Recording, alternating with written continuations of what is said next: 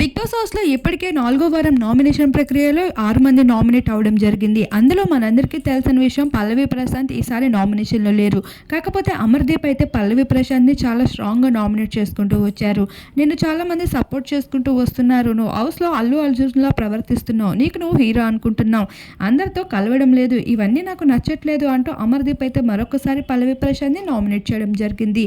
ఇక్కడ చూసుకున్నట్లయితే ఈసారి నామినేషన్ కోర్ట్ నామినేషన్ అంటూ బిగ్ బాస్ పెట్టుకుంటూ వచ్చారు. ఇక్కడ జడ్జెస్గా కూడా శోభా శెట్టి, శివాజీ, సందీప్లను అయితే చెప్పడం జరిగింది. కంటెస్టెంట్స్ చేసే నామినేషన్ని ఈ జడ్జెస్ ఓకే చెప్తేనే ఆ నామినేషన్ ప్రక్రియ ముందుకు వెళ్తుంది. ఇందులో సందర్భంగానే అమర్దీప్ అయితే పల్లవి ప్రశాంత్ని చేసిన నామినేషన్ని జడ్జెస్ ఒప్పుకోకపోవడంతో ఈసారి పల్లవి ప్రశాంత్ నామినేషన్లో లేడు. అందరికీ తెలిసిన విషయమే. ఈసారి 6 మంది నామినేషన్లో తేజ కూడా నామినేట్ అవడం జరిగింది.